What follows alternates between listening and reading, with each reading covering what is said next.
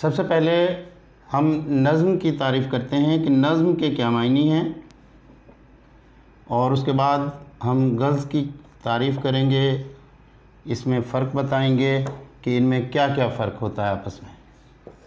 تو سب سے پہلے نظم کے معنی ہوتے ہیں ترتیب دینا،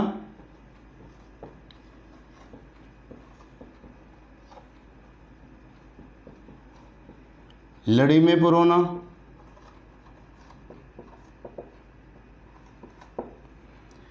جبکہ غرض کے معنی ہوتے ہیں عورتوں سے باتیں کرنا،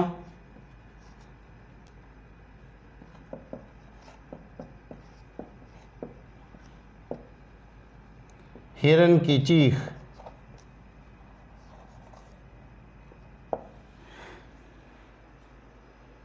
ناظرین، پہلے زمانے میں جب شکاری جنگل میں جاتے، شکار کرتے، تو ایک جال لگا دیا جاتا تھا، اور اس میں جب ہرن پھنس جاتی تو ہرن کے منہ سے ایک درد بھری چیخ نکلتی تھی۔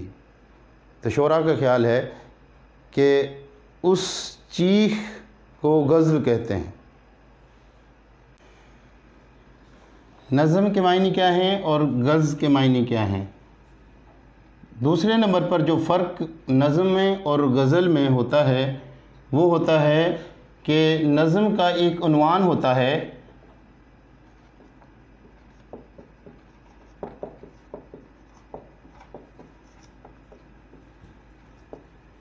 جبکہ غزل کا کوئی عنوان نہیں ہوتا۔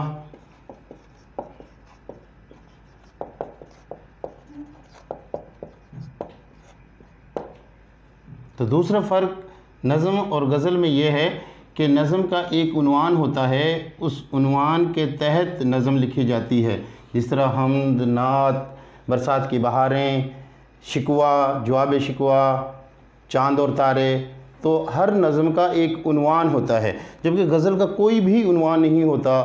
شاعر شعر لکھتے ہیں اور اس کو غزل کہا جاتا ہے، اس کا کوئی عنوان نہیں ہوتا۔ جس طرح مرزا غالب شاعر ہیں، محمد ابراہیم ذوق ہیں، حیدر علی آتش ہیں، تو وہ شاعر جو شعر لکھتے ہیں اس کو غزل کہتے ہیں اور اس کا عنوان کوئی نہیں ہوتا۔ تیسرے نمبر پر جو فرق ہوتا ہے نظم میں اور غزل میں وہ یہ ہے کہ نظم کا ہر شعر کا تعلق آنے والے شعر کے ساتھ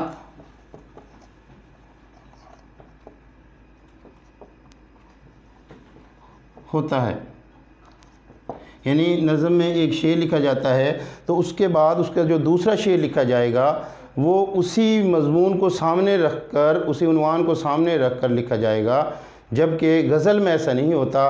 غزل کا ہر شعر اپنی جگہ پر مکمل ہوتا ہے۔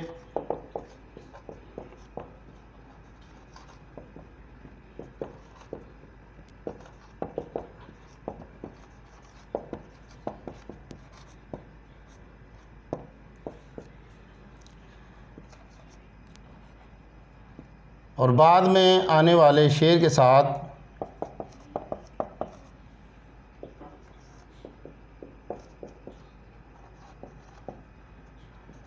پہلے شعر کا تعلق نہیں ہوتا۔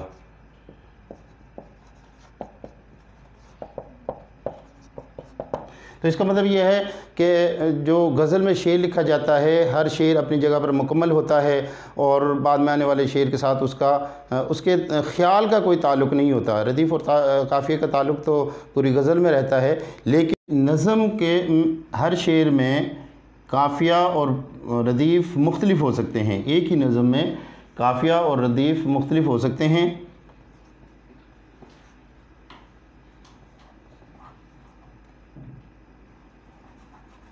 تو ہم اس کو لکھیں گے کہ نظم میں بہت سارے قافیے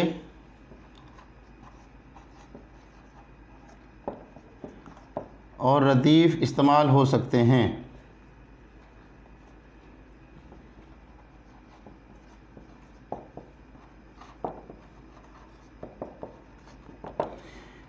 جبکہ غزل میں ایسا نہیں ہوتا، غزل میں ایک ہی ردیف ہوتا ہے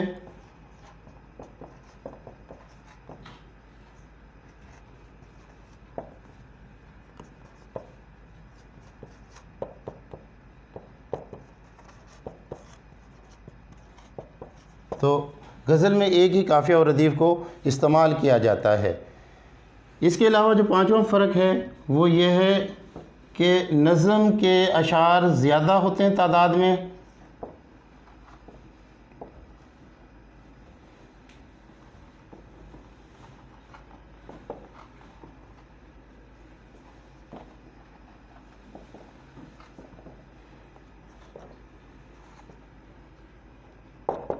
جبکہ غزل کے اشعار کی تعداد محدود ہوتی ہے۔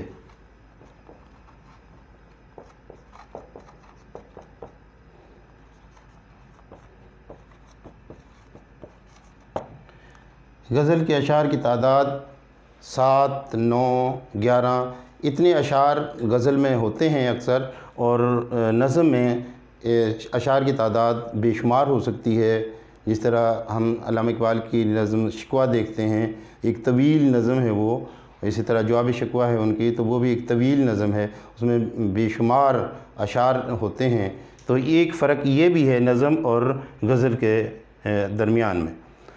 اس کے علاوہ ناظرین، نظم اور غزل میں ایک فرق یہ بھی ہوتا ہے کہ نظم کے آخری شعر میں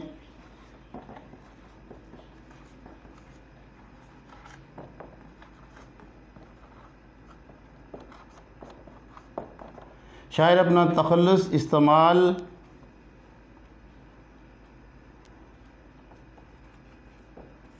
اکثر نہیں کرتے۔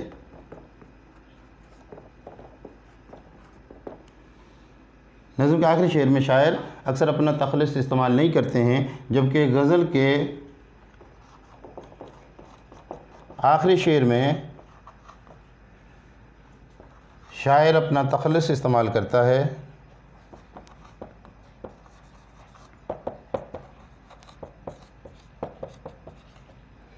جسے ہم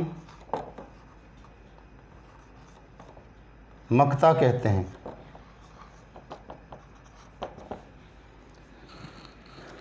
تو ناظرین، یہ وہ فرق تھے جو نظم اور غزل کے درمیان ہوتے ہیں۔ ویسے نظم میں بھی شاعری ہی ہوتی ہے، شعر کہے جاتے ہیں، اور غزل میں بھی شعر ہی کہے جاتے ہیں، لیکن یہ چند فرق تھے جو غزل اور نظم کی شاعری کو ایک دوسرے سے مختلف کرتے ہیں۔ تو آج ہم نے کوشش کی اس ویڈیو میں کہ ہم آپ کو نظم اور غزل کے درمیان جو فرق ہوتا ہے، ان کی شاعری کے درمیان جو فرق ہوتا ہے، اس کو بیان کر سکیں۔ امید ہے آپ لوگوں کو یہ ویڈیو پسند آئی ہوگی، اور جن دوستوں نے ابھی تک ہمارے چینل نے سبسکرائب نہیں کیا ہے وہ سبسکرائب کر دیں، ویڈیو کو لائک کریں۔ اللہ حافظ۔